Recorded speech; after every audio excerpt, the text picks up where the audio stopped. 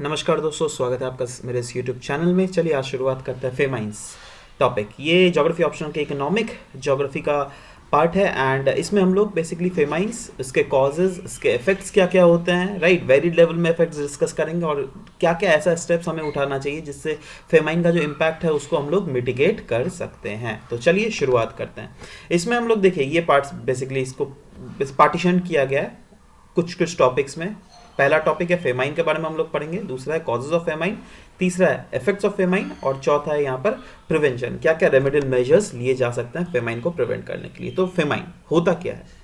देखो, ये ऐसा सिचुएशन होता है जब एक्यूट शॉर्टेज आपको देखने को मिलेगा फूड, मतलब लोगों को फूड नहीं मिलता है, ठीक है, कोई भी पर्टिकुलर टाइम में, ये हर समय नहीं रहता। ऑफ कोर्स ये एक शॉर्ट टाइम ड्यूरेशन का एक फिनोमिना है फेमाइन, है ना, जिसमें वेरियस फैक्टर्स होते हैं, वो इन्वायरमेंटल फैक्टर्स भी होते हैं, मैनमेड फैक्टर्स भी होते हैं, उनके कारण जो है बेसिकली फूड का काफ़ी ज़्यादा शॉर्टेज हो जाता है। There is huge scarcity of food, जिसके कारण जो है फूड इनएडिक्वेट हो जाता है, राइट। लोग अपना पेट पालन ठीक से नहीं कर पाते हैं। इनफैक्ट मैल्थूस ने भी एक थ्योरी दिया था, उन्होंने बताया था इसको एज एन एस्केप वैल्यू। उन्होंने बोला था दैट देखो, कभी भी अगर फूड का शॉर्टेज हो रहा है, राइट, मतलब फूड अवेलेबिलिटी में अगर शॉर्टेज है तो उसी के आधार पर जो है उस समय में कोई भी रीजन में, जिस रीजन में भी फूड का शॉर्टेज हुआ है, वहां के पॉपुलेशंस अपने आप को उसी आधार पे अपने आप को ढाल लेती है, राइट। और यही नहीं, फूड एंड एग्रीकल्चर ऑर्गेनाइजेशन के क्लासिफिकेशन में भी जो है ना इस फेमाइन को एज एन लास्ट स्टेज में रखा गया था under the integrated food security and humanitarian phase, right. तो उसमें वेरियस फेजेस दिए हुए हैं, उसके लास्ट फेजेस में दिया हुआ है कौन सा सिचुएशन है जो कि सबसे लास्ट में आता है, दैट इज कॉल्ड फेमाइन, है ना। मतलब और फेमाइन वैसा सिचुएशन होता है जब वहां के लोगों को फूड की अवेलेबिलिटी ठीक से नहीं होती है, ठीक है ना। ये फिनोमिना जो है एक वास्ट टेरेस्ट्रियल एरिया में हमें देखने को मिलता है और इसके वेरियस फैक्टर्स होते हैं, ह्यूमन फैक्टर्स भी होते हैं, इन्वायरमेंटल फैक्टर्स भी होते हैं और बायोलॉजिकल फैक्टर्स भी होते हैं, जिसके कारण ऑफ कोर्स आपको फूड नहीं मिल रहा है, राइट। जैसे ज़्यादातर अफ्रीकन कंट्रीज अगर आप देख लोगे तो यहाँ के लोग जो है ज़्यादातर मैलन्यूट्रिश्ड रहते हैं। बहुत समय ऐसा देखा जाता है दैट फेमाइंस आ जाता है। जैसे रिसेंटली अगर आपको पता हो, कुछ साल पहले साउथ अफ्रीका में एक छोटा सा किंगडम है जिसका नाम है लेसोथो, राइट, यहाँ पर एक छोटा सा है ना, तो वहां पर फेमाइन आ गया था। तो इंडिया से जो है वहां पर कुछ कुछ राइस एंड व्हीट्स भेजा गया था, ठीक है। तो यही होता है, दुनिया भर में कहीं ना कहीं हमें फेमाइन देखने को मिलता है, ठीक है, और इसके वेरियस फैक्टर्स भी होते हैं। ऑफ कोर्स हम आने वाले स्लाइड्स में इसके फैक्टर्स भी डिस्कस करेंगे, बट आप खुद सोचो, अगर आपको फूड नहीं मिल रहेगा तो आप खाओगे क्या, और लोग अगर खा नहीं पाएंगे तो लोग क्या हो जाएंगे, मर जाएंगे। जी हाँ, फेमाइन के कारण हमें देखने को मिलता है दैट मास मोर्टेलिटी, कोई भी पर्टिकुलर रीजन जहां पर भी फेमाइन हमें देखने को मिलता है। बट अगेन, जैसे कि मैंने पहले ही बोला दैट फेमाइन जो ये फिनोमिना, ये एक शॉर्ट ड्यूरेशन पीरियड का होता है। ऐसा नहीं दैट सालों साल फेमाइन एग्जिस्ट कर रहा है। क्यों? क्योंकि सरकार कुछ ना कुछ तो स्टेप्स जरूर लेती है इससे लड़ने के लिए। वैसे यूनाइटेड नेशन ने 3 क्राइटेरियाज दिए हैं कोई भी रीजन में फेमाइन घोषित करने को। वो क्राइटेरियाज क्या क्या है? पहला है at least 20% of the population facing food shortage. जैसे अगर 100 लोग हैं वहां पर, तो अगर मिनिमम 20 या फिर 20 से ज्यादा लोग अगर फूड शॉर्टेज उन्हें दिख रहा है, तो एक ये पहला वाला क्राइटेरिया है। दूसरा है at least 30% acute malnutrition in child. उस रीजन में जो हो रहा है ना, जितने बच्चे हैं उसमें से मिनिमम 30% बच्चे, है ना, अगर एक्यूट मैलन्यूट्रिशन के शिकार हैं, दूसरा कंडीशन वो, और तीसरा कंडीशन है 2 डेथ पर डे हो रहा है out of 10,000 population that is inhabiting that region. अगर 10,000 लोग है ना, मतलब हर 10,000 में, सॉरी नॉट 10,000 लोग, हर 10,000 लोग में अगर 2 लोगों की मृत्यु हर रोज हो रही है, तो भी ये थर्ड क्राइटेरिया है जिसके बाद जो है उस रीजन में हमें फेमाइन घोषित कर देना चाहिए, ठीक है। मतलब सोचो, अगर यहाँ पे 10,000 दिया हुआ ना, मतलब अगर 1 लाख बंदे हो वहां कोई गांव में, ठीक है, और हर रोज अगर 10 लोगों की मृत्यु हो रही है, राइट, सॉरी 10 नहीं 20 लोगों की, है ना, 20 लोगों की अगर मृत्यु हो रही है, देन आप वहां पर घोषित कर दोगे, है ना। मतलब हर 10,000 पॉपुलेशन में 2 डेथ बोला गया, ओके। अच्छा, अभी एट प्रेजेंट भी अगर देख लीजिएगा, बहुत, जैसे कि मैंने पहले बोला, अफ्रीकन कंट्रीज कुछ कुछ है, जैसे और भी एशियन कंट्रीज है, जैसे यमन ले लो, है ना। तो उसके बाद अफ्रीकन कंट्रीज में सूडान, लीबिया, तो ये सब कंट्रीज है जो क्या बीच बीच में ही हमें सुनने को न्यूज में मिलता है that they are facing famine like problems in their country, right. अब सवाल होता है, ठीक है, फेमाइन तो ओवरऑल हम लोग देख लिया है होता क्या है, बट इसके कॉजेस क्या क्या है, क्या क्या रीजंस के कारण हमें फेमाइन देखने को मिलता है। तो देखो इसके रीजंस को बेसिकली क्लासीफाई किया गया है दो रीजंस के ऊपर, एक तो नेचुरल कॉजेस क्या क्या होते हैं फेमाइंस के, या फिर नेचुरल रीजंस क्या क्या होते हैं, या फिर दूसरा है मैन मेड रीजंस फेमाइन के क्या क्या होता है, राइट। तो एक एक करके चर्चा करते हैं। पहला देख लेते हैं नेचुरल कॉज। देखिए natural cause of course famine मतलब क्या, जैसे कि मैंने पहले ही देखो ध्यान में रखना आपका डेफिनेशन, फूड का शॉर्टेज फेमाइन कहते हैं, राइट। तो फूड का शॉर्टेज क्यों होता है, फूड उग ही नहीं पाता है। फूड क्यों नहीं पाता है, ऑफ कोर्स क्लाइमेटिक कंडीशंस उसके प्रिवेल नहीं होती है, राइट। तो पहला आप ये लिख सकते हो नेचुरल कॉज में दैट क्लाइमेटिक कारण, और क्लाइमेटिक कारण जैसे रेनफॉल का शॉर्टेज है ना।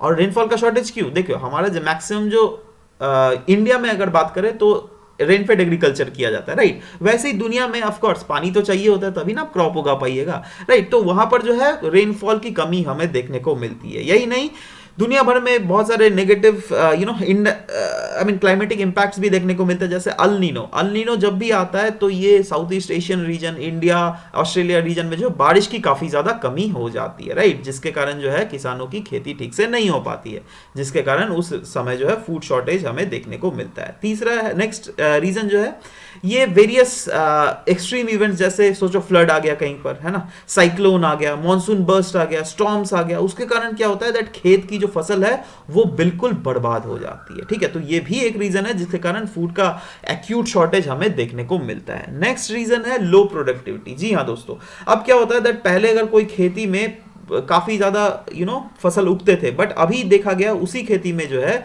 फसल का उगने का जो प्रोपोर्शन है वो काफी ज्यादा घट गया। ये क्यों हो रहा है, क्योंकि क्लाइमेट चेंज के कारण जो है वो क्रॉप जहां पे जो पहले उगाया जाता था, राइट, वो सस्टेन नहीं कर पा रहा है प्रॉपरली, राइट। तो इसीलिए क्लाइमेट चेंज भी एक बहुत बड़ा रीजन है। Next is use of excessive fertilization. जी हाँ, आप सोचो कहीं पर अगर सॉइल का हेल्थ उतना बिगड़ा नहीं है, बट तभी भी अगर लोग ज्यादा फर्टिलाइजर यूज कर रहे हैं, क्यों, क्योंकि यही सोचकर दैट अरे भाई ज्यादा अगर फर्टिलाइजर डालेंगे तो ज्यादा प्रोडक्शन होगा। ऐसा थोड़ा ना होता है, हर चीज में एक ऑप्टिमम लेवल चाहिए होता है, राइट। तो वो ऑप्टिमम लेवल जब तक आप नहीं डालोगे तो प्रॉपर ग्रोथ नहीं होगा फूड्स का, है ना। आप डाल तो दोगे ज्यादा फर्टिलाइजर, बट वो क्या होता है अल्टीमेटली रन ऑफ हो जाता है, और इस रन ऑफ के बाद जो है यूट्रोफिकेशन होता है, वो अलग फैक्टर हो गया। वो फिर आपका जाके बायोलॉजिकल ऑक्सीजन डिमांड, वो अलग फैक्टर हो गया, राइट। बट ओवरऑल ये सब फैक्टर जो है ना, एक्सेसिव फर्टिलाइजेशन जो यूज कर देते हैं हम लोग, इससे क्या हो जाता है दैट उस क्रॉपिंग सीजन में भले ही इंपैक्ट ना हो क्रॉप के ऊपर, राइट, बट आने वाले समय में क्या होता है ना दैट सॉइल की इनफर्टिलिटी इंक्रीज होते रहती है, राइट। तो अब सॉइल की इनफर्टिलिटी इंक्रीज होगी तो इनडायरेक्टली प्रोडक्टिविटी उसका घटेगा। Next, crop disease. जी हाँ, crop disease is one of the main factor जो क्या इस रीजन बहुत ज्यादा देखा जाता है, न्यूज़पेपर में भी आप देखते होंगे। इनफैक्ट पेस्ट इन्फेक्शन, बहुत समय ऐसा देखा जाता है कुछ पेस्ट जो है कुछ पर्टिकुलर क्रॉप्स को अटैक कर देते हैं, है ना, जिसके कारण वो क्रॉप्स फेलियर हो जाता है। अब वो क्रॉप्स फेलियर होगा तो ऑफकोर्स यार फूड का शॉर्टेज तो हुआ ही ना, वही तो फेमाइन है ना, उसी के कारण ही तो फेमाइन होता है basically. Next is monsoonal variation. जी हाँ, अब बारिश का वेरिएशन होते रहता है, कभी ऐसा देखा जाता है अल नीनो के कारण बहुत कम बारिश हो रही है, बट नेक्स्ट साल अगर लानी ना आ गया तो बहुत ज्यादा बारिश हो जाती है ना। Next region is earthquake. देखो ये अर्थक्वेक जो है ना, ये थोड़ा इनडायरेक्ट फैक्टर है बेसिकली। जैसे अर्थक्वेक से बहुत सारे इंफ्रास्ट्रक्चर बर्बाद हो जाते हैं, ठीक है। जैसे गांव में रोड क्रिएट होता है तो रोड भी कभी फट जाता है, राइट, बीच में कुछ प्रॉब्लम्स आ जाती है, तो उसके कारण जो है फूड का सप्लाई एक रीजन से दूसरे रीजन में वो बाधित हो जाता है ना। तो ये सब भी कभी कहीं ना कहीं फैक्टर्स है, और बहुत सारे फेमाइंस दुनिया में अभी तक आ चुके हैं। आप इंडिया के फेमाइंस का भी एग्जाम्पल ऑफकोर्स लिख ही सकते हैं, बट क्योंकि ये पेपर 1 का है तो इसलिए कोशिश कीजिए दैट इंटरनेशनल एग्जाम्पल ज्यादा लिखने को, ठीक है। अब देखो इरिश रीजन में जो है बेसिकली पोटैटो फेमाइन आया था, क्यों, क्योंकि वहाँ पे फंगल ब्लाइट हुआ था। तो ये कुछ एग्जांपल है। 2003 में यूरोप में फेमाइन आया था, क्यों, हीट वेव्स के कारण। 1994 से 98 में नॉर्थ कोरिया में बहुत बड़ा एक फेमाइन आया था। तो these are the examples which you can put forth in your paper, right. Next, एक तो नेचुरल कॉज तो हम लोगों ने ओवर देख लिया दैट क्या क्या नेचुरल कॉजेस थे, क्लाइमेट, है ना, एक्सट्रीम इवेंट्स, ये सब सारे देख लिया।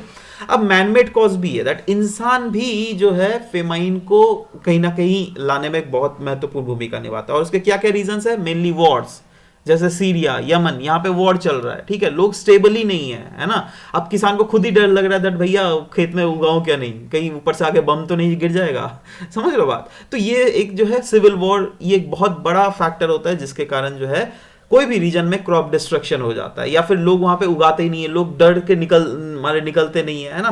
तो ये सब बहुत सारे फैक्टर्स है ना। ऑफ कोर्स यहाँ पे क्लियरली लिखा भी हुआ है क्रॉप डिस्ट्रक्शन हो जाता है, जिसके कारण ये मतलब वॉर सिचुएशन जो है कोई भी इंसान को, है ना, कोई भी इंसान in general and farmers in particular, उनको कहीं ना कहीं प्रिवेंट करता है दैट भैया वो फूड क्रॉप्स को नहीं प्लांट करे। कभी कभी प्रेशर होता है, जैसे आतंकवादी लोग बोलते हैं नहीं भाई फूड क्रॉप मत उगाओ, तुम एक काम करो कैश क्रॉप उगाओ, क्योंकि तुम अगर कैश क्रॉप उगाओगे उसको हम लोग बेच के हमको पैसा मिल सकता है। समझ रहे बात? तो ये कहीं ना कहीं गलत बात हुआ। इनफैक्ट इसका एग्जांपल भी है, जी हाँ, 2010 को जो सोमालिया में फेमाइन आया था, right. So this was due to these kind of civil wars that has been occurring in those regions, right.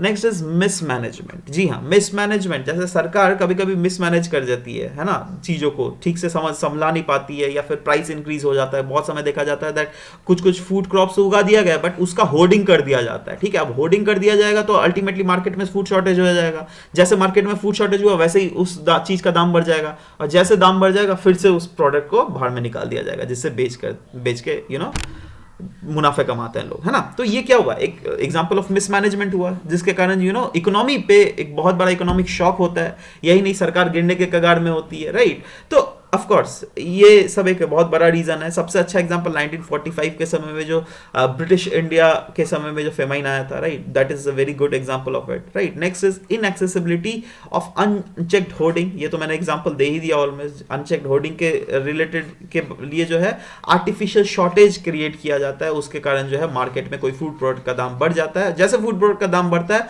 उसके बाद होर्डिंग से उस फूड प्रोडक्ट को मार्केट में उतारा जाता है, जिससे ये वाला जो प्रोडक्ट है वो ज्यादा दामों में बेचा जा सके। Next is poor agriculture policy. जी हाँ, सरकार का पुअर एग्रीकल्चर पॉलिसी के कारण जो है फार्मर्स को डिस्करेज किया जाता है from growing food crops against cash crops, ठीक है।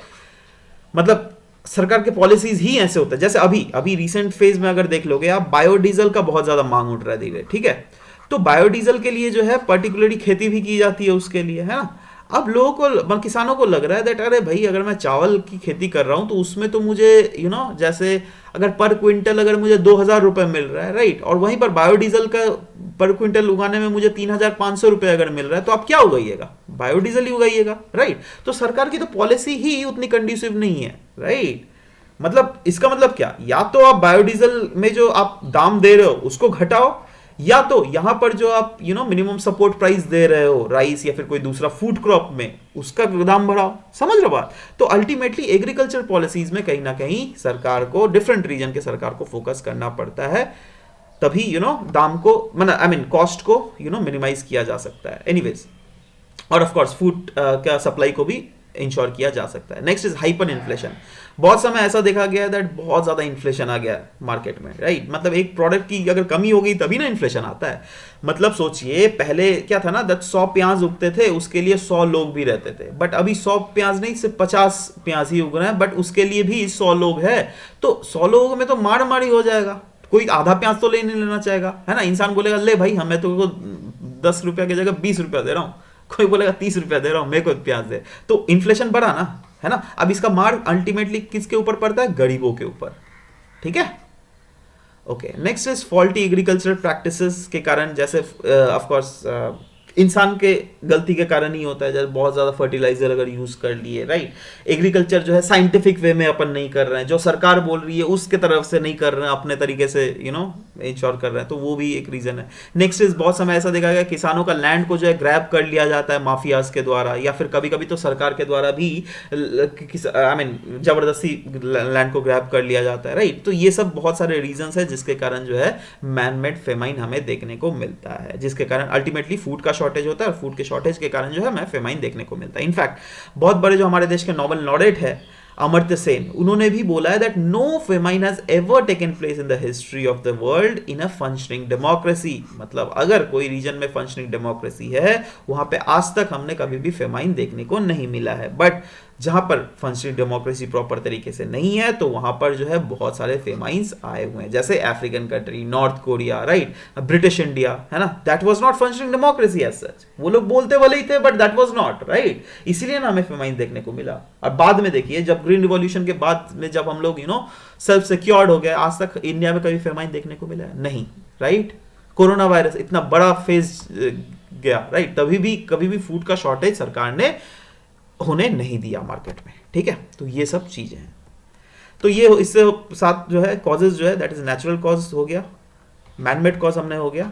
अब आगे बढ़ते हैं, that is effects of famine, है ना। दैट इज फेमाइन जब आता है तो इसके इम्पैक्ट कैसे कैसे हमें देखने को मिलता है। तो देखो वेरियस लेवल में इम्पैक्ट हमें देखने को मिलेगा, और इसको क्लासिफिकेशन किया कि दो भागों में, पहला है डेमोग्राफिक इम्पैक्ट और दूसरा है non demographic impact. Demographic impact में क्या होता है, ऑफ कोर्स सेक्स रेशियो में चेंजेस हमें देखने को मिलता है। क्यों? क्योंकि ज्यादा फूड जो है ना वो, अब देखो क्या होता है ना, आपको पता है हमारा ज्यादातर सोसाइटी दुनिया में जो है वो पेट्रियार्कल सोसाइटी है ना। तो महिलाएं चाहती है दैट नहीं भाई हमारे पति को खाना मिले, राइट, मतलब, और महिलाएं जो है वो लोग खुद कम भले खाना खाए, राइट। तो अल्टीमेटली अगर आप ठीक से खाना नहीं खाओगे तो आपका सेहत कैसे बनेगा, सेहत नहीं बनेगा तो आपकी बॉडी की इम्यूनिटी जो है वो लॉस हो जाएगी, जिसके कारण जो है आप मर जाओगे, राइट। तो इसलिए सेक्स रेशियो भी हमें बहुत ज्यादा चेंजेस देखने को मिलता है। इसके कारण अंडर न्यूट्रिशन हमें देखने को मिलता है, स्टार्वेशन देखने को मिलता है, जहां पर लोग जो है फूड के लिए मारामारी करते हैं, राइट। हाइपर इन्फ्लेशन जब भी आ जाता है, राइट।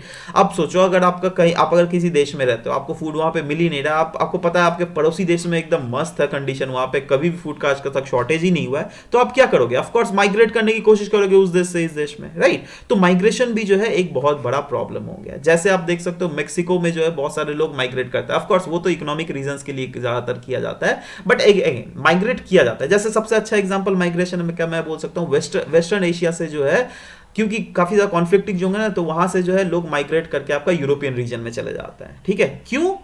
जिससे you know food secured region में वो रह सके, जिससे उनको प्रॉपर तरीके से खाना मिल सके, जिससे उनके बच्चों को प्रॉपर तरीके से खाना मिल सके, राइट। नेक्स्ट डेमोग्राफिक इंपैक्ट क्या हो सकता है यहाँ पर, ये है डेथ ऑफ ह्यूमन। जी हाँ दोस्तों, वो वुमेन लो या चाइल्ड लो, राइट। तो you know demographic disaster, I mean demographic disaster तो नहीं बोलूंगा, क्योंकि लोग मर जाते हैं, इसलिए ऑफ कोर्स ज्यादातर जो इम्पैक्ट हमें देखने को मिलता है या तो उस घर के वुमेन्स के ऊपर देखने को मिलता है या तो चिल्ड्रन के ऊपर, राइट। और यही नहीं, एनिमल्स भी मर जाते हैं। आप खुद ही नहीं खाना पा रहे हैं तो आप आपके लोकेलिटी के गाय को क्या खिलाओगे, कुत्तों को क्या खिलाओगे, राइट। पहले खुद तो पेट भर लो, है ना। तो अल्टीमेटली बहुत सारे ऐसे भी एनिमल्स होते हैं जिनकी मृत्यु हो जाती है। यही नहीं, प्लांट्स की भी मृत्यु हो जाती है। ऑफ कोर्स देखो, इसमें हम लोगों ने क्या डिस्कस किया था, फूड शॉर्टेज मतलब खेत में ठीक से पानी नहीं मिल रहा है। अब खेत में पानी, जो भी पानी है तो वो आप क्रॉप्स के ऊपर ही ना लगाओगे, क्या उस पेड़ पौधे के ऊपर लगाओगे जिससे आपको कोई भी इकोनॉमिकल बेनिफिट नहीं मिल रहा है। भले ही आपको पता है हाँ इकोलॉजिकल बेनिफिट है, बट इकोनॉमिक बेनिफिट तो नहीं है ना पेड़ पौधे से। तो आप कोशिश करोगे दैट आप जो you know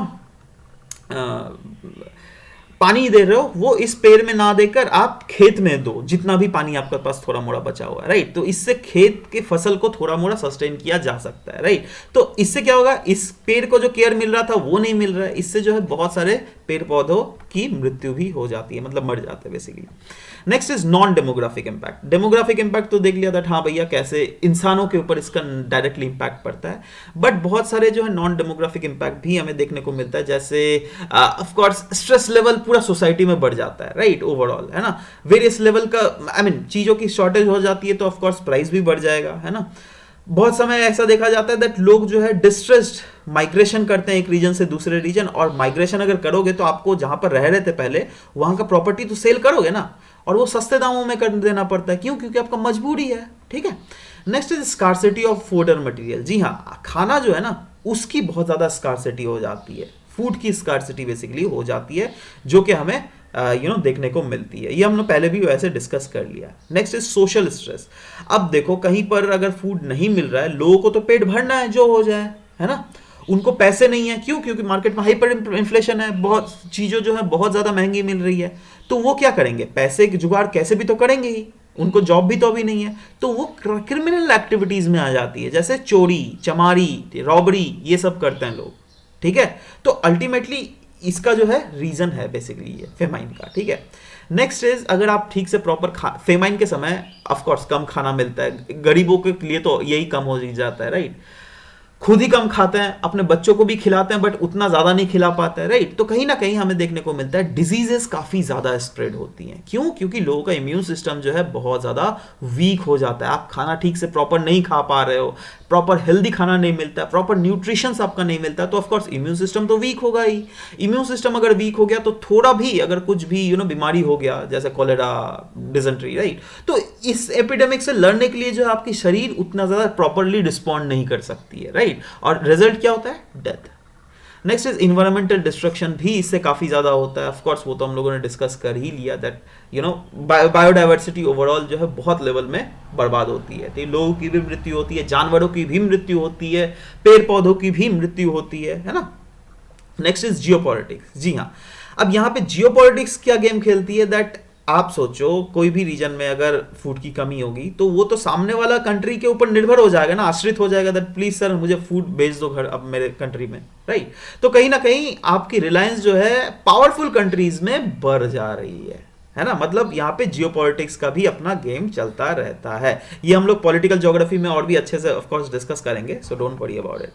so anyways, demographic impact इसके हम लोगों ने देख लिए, नॉन डेमोग्राफिक इंपैक्ट हम लोगों ने कवर कर लिया, और इसी के साथ इफेक्ट्स ऑफ फेमाइन हम लोगों ने कवर कर लिया। अब देखिए फेमाइन जो आता है, इसके वेरियस कॉजेज इफेक्ट्स तो हम लोगों ने देख लिया, बट इसको प्रिवेंट कैसे करे तो, है ना। तो देखो रेमेडियल मेजर्स भी डिस्कस करते हैं। तो सबसे पहला रेमेडियल मेजर तो ये है भैया, कोशिश करो दैट एग्रीकल्चर प्रोडक्शन को सरप्लस सब समय रखो, ठीक है। ऑफ कोर्स फूड खत्म, फूड बर्बाद नहीं होगा, नहीं, ज्यादा फूड रहेगा तो उसको कंट्रीज मतलब आउटर कंट्रीज में एक्सपोर्ट अपन कर सकते हैं, राइट। बट ऐसा नहीं हो सकता कम फूड नहीं होगा, है ना। इंश्योर करना पड़ेगा, हमारी सरकारी पॉलिसीज ऐसे ही होनी पड़ेगी जिससे ज्यादा से ज्यादा फूड प्रोडक्शन को कुछ इंसेंटिव सरकार प्रोवाइड करे, राइट।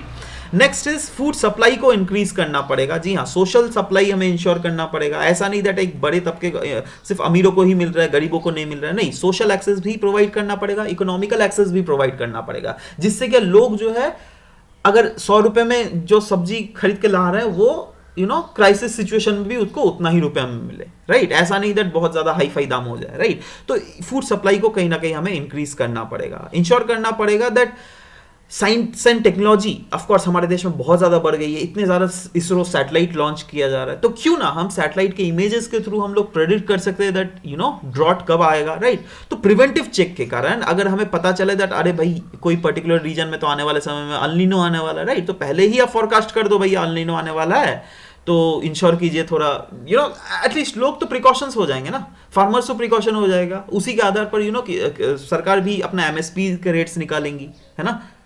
तो यही होगा। Next is pest resistant crop हमें इस्तेमाल करना चाहिए, क्योंकि क्या होता है ना दैट गर्मी के समय दैट इज कभी भी अगर एक्सट्रीम इवेंट्स, हम लोगों ने एक फैक्टर देखा ना क्लाइमेट में क्या देखा दैट ग्लोबल वार्मिंग के कारण एक्सट्रीम इवेंट्स बढ़ जाते हैं, जिसके कारण जो है कहीं पर भी फूड का जो है बर्बाद हो जाता है ना। अब देखो बहुत समय ऐसा देखा जैसे गर्मी है ना, जैसे इंडिया ट्रॉपिकल रीजन है, अब ट्रॉपिकल रीजन में जो अगर गर्मी बढ़ेगी तो बहुत ज्यादा गर्मी बढ़ जाती है। अब गर्म रीजन जो है ना, पेस्ट या फिर कोई माइक्रो ऑर्गेनिजम्स के लिए बहुत ईजी रीजन हो जाता है जहां पर वो अपने आप को म्यूटेट कर सकते हैं, समझ लो बात। तो इंश्योर करना पड़ेगा हम वैसे क्रॉप्स को खेती में उगाए जो कि पेस्ट रेजिस्टेंट क्रॉप हो, और उसके लिए सबसे अच्छा हम लोग साइंस एंड बायोटेक्नोलॉजी का इस्तेमाल कर सकते हैं in the form of genetically modified crop. जी हाँ, जेनेटिकली मॉडिफाइड क्रॉप्स हम इस्तेमाल कर सकते हैं, क्योंकि इसका डबल फायदा होगा, पेस्ट डबल क्या ट्रिपल फायदा होगा। Of course pest resistant crop तो होगा ही, बट साथ ही साथ कम पानी भी चाहिए उसको, है ना, तो ये दूसरा फायदा। तीसरा फायदा होगा दैट ज्यादा से ज्यादा प्रोडक्शन होगा, है ना, बड़ी पर हेक्टेयर जो प्रोडक्टिविटी होगा वो बहुत ज्यादा हो जाएगा। जैसे अभी अगर देख लीजिएगा यूएस ले लीजिए, चाइना ले लीजिए, वहां पे पर हेक्टेयर प्रोडक्टिविटी इंडिया के कंपैरेटिवली बहुत ज्यादा है, राइट। तो जीएम क्रॉप से जो है ये प्रोडक्टिविटी को बढ़ाया जा सकता है, and last but not least आपका फार्मर्स की जो इनकम है उसको भी बढ़ाया जा सकता है। क्यों? क्योंकि एक रीजन में जहां पर अगर 100 क्विंटल अगर किसान उगा पा रहा था, वहीं पर अगर जीएम क्रॉप से अगर आप लोग 250 क्विंटल अगर उगा सके तो ऑफकोर्स किसान की तो पॉकेट में ज्यादा पैसे आएंगे ना भाई, और वही सरकार का एम भी है दैट किसान के पॉकेट को बढ़ा जा सके, है ना।